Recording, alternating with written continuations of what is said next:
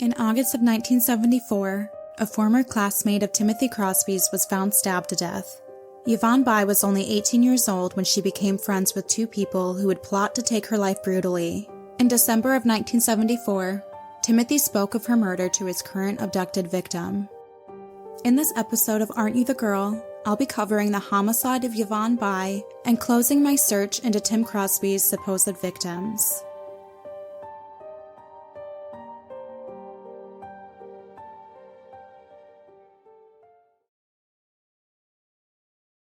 The young woman who was abducted by Tim Crosby while hitchhiking in December of 1974 holds a lot of importance when it comes to understanding him in the early stages of his crimes. I'm not going to share a lot about the details about what happened between the two during the offense. My only hope is to share some insight into what Timothy spoke about during the 12 hours together. And Timothy did quite a bit of talking. He treated what he was doing almost as a date to me while reading his case files, seeming to want companionship with the victim, but he also made it very clear he would kill her and knew how to do it. He would talk about girls he went out with and possibly about an old girlfriend whose name may have begun with the letter A. He made it sound like this girlfriend had been at the very same cabin. Timothy blamed a square dancing incident in high school for the reason he kidnapped Jane Doe. He said that she was going to pay for this, even going as far as he has raped and killed someone before. Again, this is December 1974. Belinda Van Lith disappeared in June of 1974. However, she was still considered a runaway to investigators at the time of this offense. It's often theorized publicly that he was referring to Belinda. However, he did give a name, Bonnie Bye. Timothy stated Bonnie was a classmate, and she had been injured with a knife. This is taken from Jane Doe's first statement with police in 1975. We were sitting at the park by the river. He mentioned that a couple of months ago, Redacted was cut up and murdered and raped. Well, he was talking about her. Question: did he ever indicate that he has ever done any other crimes? Answer: somewhat. He goes, "Why should I start caring now?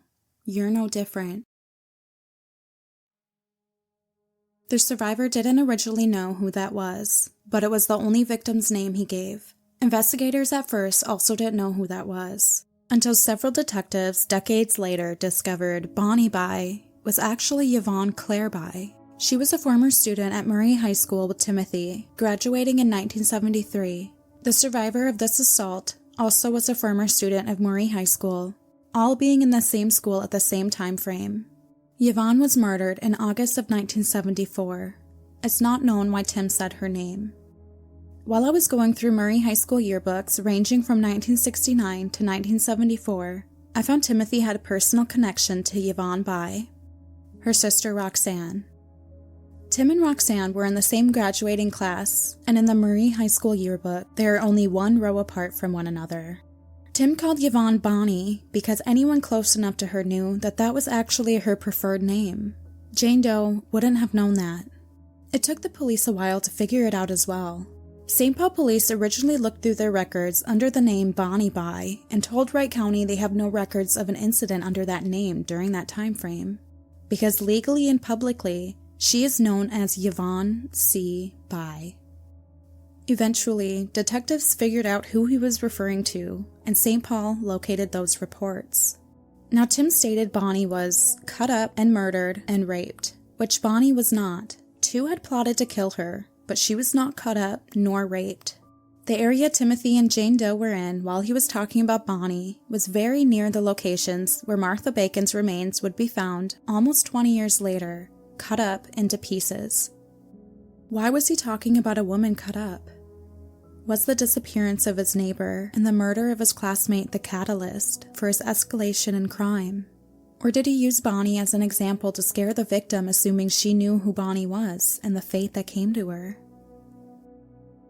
Through my research, I found most offenders start with victims closest to them, longtime family friends, neighbors, etc. 1974 kicked off the first offenses of many predators and serial killers across the country, and is notoriously known as the Year of Fear, and is no exception when it comes to Timothy Crosby's life. In 1974, 3 young girls he personally knew either disappeared, were murdered, or abducted and assaulted by him. Who was Bonnie? August 23, 1974. The body of Yvonne Bye was found in tall grass near a golf course in Eden Prairie. Her case has been solved and closed for decades. Her sister Roxanne called police after a newscast about a discovery of a body prompted her to locate her missing sister. Bonnie had been missing since August 15, 1974. Bonnie seemed to be going through a difficult time at this point in her life. Her mother was in the hospital, and she has just began to start sex work for her boyfriend. She meets Andrew Johnson, aka Andre Brown, who is also her sister Roxanne's boyfriend's brother, in November of 1973, and they begin dating. He is 24 years old, and Bonnie is 17 years old. Andre Brown lives with Roxanne and his brother, and works as a pimp. Roxanne was not a sex worker, but eventually Bonnie began to work for him. She worked 2 nights in total, and absolutely hated being a sex worker. Bonnie also disliked giving all of her money to Andre. Plus, he stole a check that belonged to her mother, which upset her. On August 14th, Andre introduced his 17-year-old Faith Dolan to Bonnie while beginning a relationship with Faith in addition to Bonnie. He was favoring Bonnie, and this seemed to start to irritate Faith. They argue over who is Andre's main girl. Bonnie refused to move to Omaha, Nebraska, where the two would continue to work as sex workers for Andre. Andre and Faith came up with a plan to stab Bonnie Bye to death, which was followed through on the night of August 15, 1974. Faith Dolan was released to the public only a few years after murdering Bonnie, and Andre Brown still resides in prison today. In 2021, I spoke with Sergeant Thomas Berggren, who was one of the people responsible for putting Tim away in 2009, representing St. Paul PD's side of things regarding all things Tim Crosby. He also made sure Tim was committed civilly as a sexually dangerous predator, keeping him off the streets longer. It's his belief that Timothy is a serial killer, and said his crimes are some of the worst he's had to investigate, saying, "You don't want that man in your head." Thomas Berggren is now retired, but worked with Timothy's father, Glenn, at the St. Paul Police Department. He had been with the department from 1979 to the 2010s, and in 2009 was working as a sergeant in the Special Investigative Unit of the St. Paul Police Department and also as a task force officer with the FBI. Berggren offered insight into how Tim's father behaved, which helped me paint a picture of Timothy's personal life in episode 4. As we speak with one another on the phone, he tells me about a friend, an old roommate of Tim's he made at St. Peter's in either the late 1970s or the early 1980s, a man named Donald Blum. Timothy and Donald were locked up together, and they were let out at times on leave during the early 1980s. Donald Blum would eventually become one of the most notorious murderers in Minnesota history. Thomas Berggren and other detectives think there may be a possible link between the two men's crimes. Donald actually stated he watched someone kill victim Wilma Johnson in 1983. Was he talking about Timothy?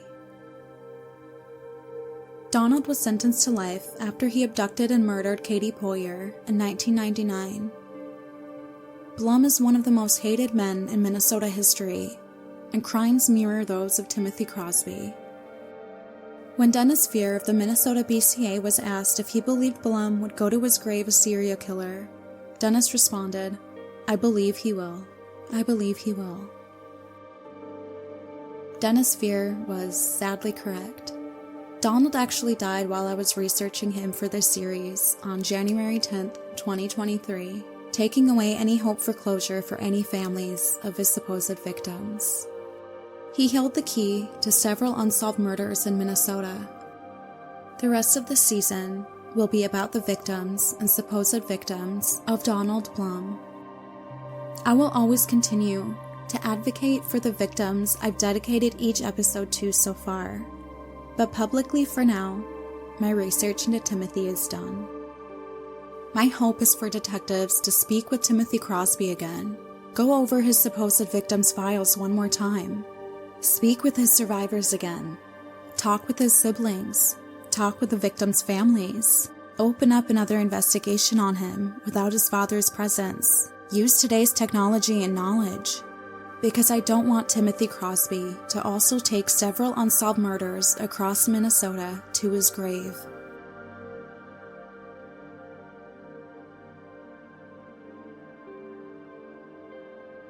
For more information, pictures, and sources for today's episode, please go to www.aren'tyouthe girl.com. Thank you to Thomas Berggren for his needed contribution to this story and for his long-time hard work and dedication in the criminal justice system. Please tune in to episode 7 about victim Katie Poyer and the official deep dive into Minnesota's most infamous murderer, Donald Blum.